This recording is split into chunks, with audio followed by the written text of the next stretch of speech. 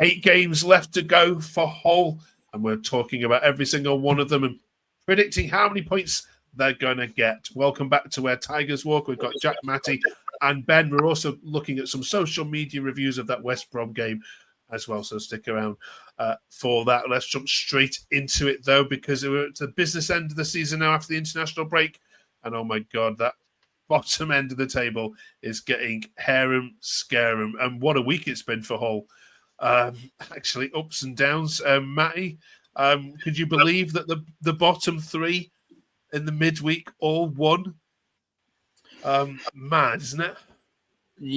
Yeah, it's getting a bit scary, isn't it, down there? To say that we've been on such a good run and now we're still only 3 points ahead of Derby is crazy. So yeah, they all seem to be picking up at the moment. And I noticed your tweet earlier saying, we've got the easiest running, but potentially we've probably got, on paper, we ain't got the easiest running. We've probably got the hardest running because all those teams that we've got to play at the bottom are still the. So yeah, it's crazy, isn't it, at the bottom. But all we can do is look after ourselves and just keep picking the points up, which we're doing. So yeah, they're playing well at the minute. So let's just hopefully kick on, keep going. Let's have a look at it, shall we? Soccer Data had said that of when they've ranked all the teams and looked at who's got the easiest fixtures, not just of the bottom side, but of everybody, Hull's average is the best. And we said this, didn't we? When we looked at the fixtures ages ago, we said actually if you can get past West Brom, it actually looks pretty decent. Let's run through them. Let's do the home games with you, Jack, because we know how bad you've been there. Let's go through them. Luton, Coventry, Preston, and Derby. I mean, it's definitely in your hands, isn't it, looking at them fixtures? Yeah, apart from Coventry, I think there'll be a struggle with them, especially with their form at the moment. Luton, that's just going to be a big clash. It's just going to be like the Oxford and Plymouth game. It's just going to be 2 teams battling out to scrape at least a point. So that'll be either fun or it'll be quite boring because both teams will be a bit relaxed, not relaxed, but like not really going for it. Preston, I don't know. That could be where we pick up some 3 points. I don't know why, but I just feel like we can against Preston. And Derby again, just like I said for Luton, that's just going to be it's the last penultimate game of the season for us. I think it might be for them as well. It's just going to be an all-out clash, and they're not going to make it easier for us. So, I mean, if this was at the earlier start of the season, I'd say we'd take more points. But yeah, it's just I reckon there'll be a couple of draws in there. But the one win I think I'll take is Preston. A loss against Coventry, and then Luton and Derby. It's just going to be one of those 2 of those games that you're just going to be like, it's not going to be fun to watch as a Hull fan. Okay. But no side in the top 7 to play here now, which is also good, Ben. The away games: Sheffield Wednesday, Watford, Swansea, and Portsmouth. And those Portsmouth fans have said they absolutely do not want their survival going down to the final day, and Kamara coming up and bagging one to send them down. They'd never be able to live with that. How do you rate your away games? I think obviously Sheffield Wednesday is going to be a tough one because of the stuff in between us and them. Obviously there's that extra bit of a rivalry in that game. Watford, they're just all over the place in terms of form, or they have been quite often this season. It's very, very hard to predict whether they're going to go out and win a game against a poorer side or drop points and end up on the losing end. And then Swansea and Portsmouth are 2 teams that are around where we are, and they, just like Jack has said with the Derby and Luton games, they're just going to be very, very intense to watch from our perspective. Swansea are just slightly above, and then Portsmouth are as well. But yeah, I think I would rather it not go down to the last game of the season, especially at Portsmouth, because their home ground is like an absolute fortress when they get going. You've seen the result they had against Leeds last week. So yeah, I think it'd be nice to go to Fratton Park with a little bit of a gentleman's agreement and just sort of have a nice little kick around. The fans have a good away day, and yeah, end it on a high. Both of us stay up. There's no way they're going to allow you to do that. They want Kamara freed. There'll be 3 Kamara posters around it. Right. Matt, you touched on this before, but it is only 3 points the gap now, even though you have played incredibly well. And another top 6 team that you go away from home with and bring some points home. Spirit is the word I keep seeing. Hearing from your manager, the admin keeps putting it in there. Describe this to me. I'm not watching all of the whole games. I watch as much as I can, but are they right to say that there is this massive team spirit that's developed and is now really pulling players and results through? Yeah, I think so. I think they all seem to be pulling in the same direction, and I think that is credit down to Sellers getting the most out of them. I thought Saturday, first half we looked a little bit leggy in terms of the performance in the first half, and definitely West Brom were on top. And to be honest, I'm coming away thinking I'm disappointed that we didn't get 3 points on Saturday just because of the second half performance and the chances that we created. We're disappointed, but I just don't think early in the season if we'd have gone 1-0 down, we would have just said, well, that's game over. You know, we've had several games where we have gone behind. You know, we've managed to pull it back or get a point or get something out with that. Just shows they've got a bit of character. They have got a bit of character about them. I think we've just got a bit more experience in terms of people that we've brought in, like John Egan potentially, Pedro as well, who's come in, giving us a bit of giving us a bit of belief. And I think football is all about confidence, isn't it? And I think because we're on a bit of a confident run now. That comes with teams. That goes hand in hand with team spirit. So, yeah, they're showing a lot of character, a lot of balls to kind of get us out of the mire. So, yeah, I think it's all down to Sellers. Obviously, the players as well have bought into what he wants to do, and we just look like a completely different team.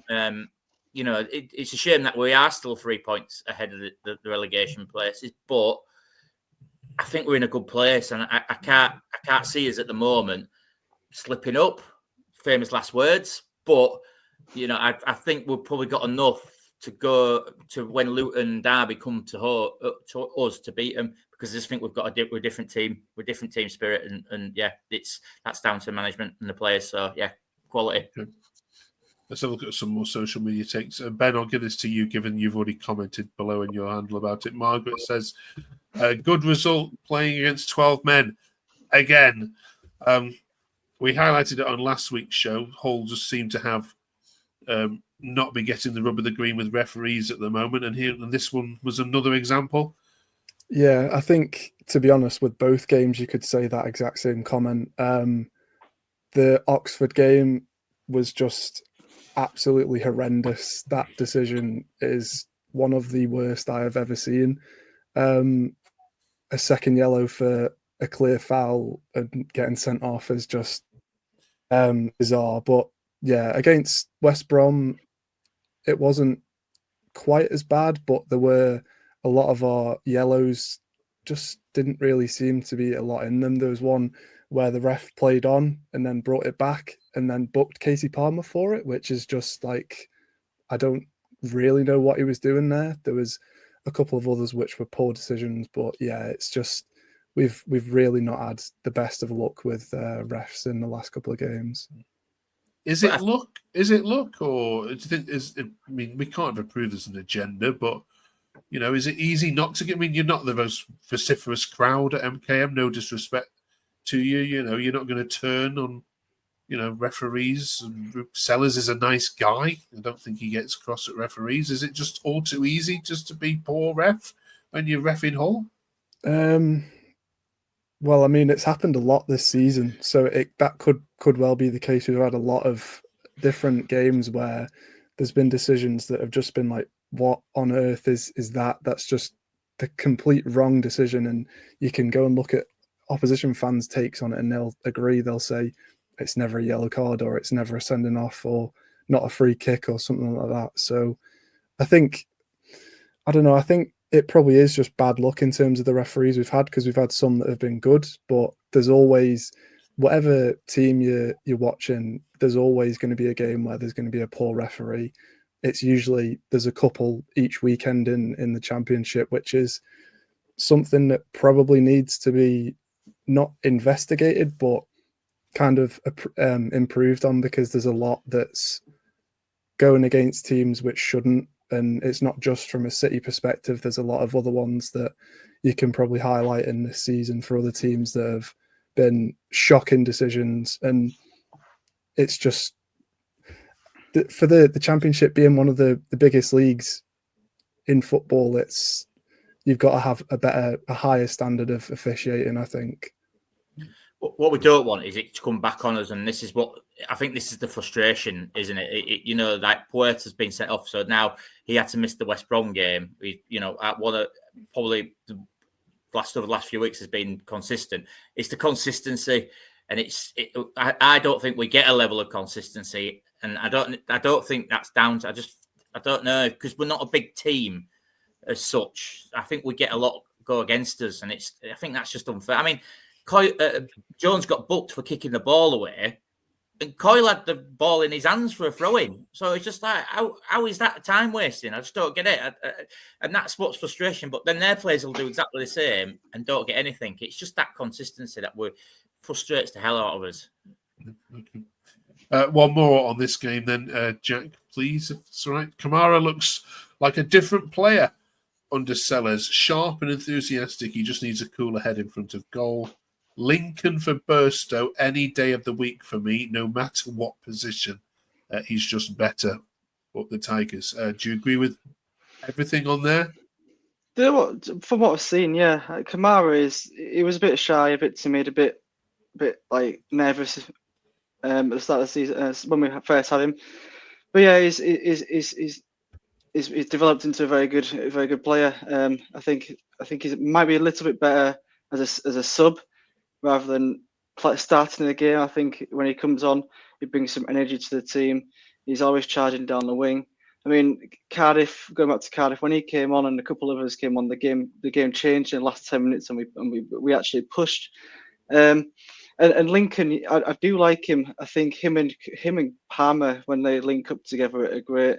Him and anyone on the left are great. So yeah, they're proving to be very good substitutions. If they can start and be consistent throughout the full game, we don't know yet, but we need to give them the chances. Maybe time towards the end of the season, when hopefully, if we don't have anything to play for, we can just test it out, see what happens, and yeah. So yeah, they're two good players, two good recruitments, and hopefully we can keep them.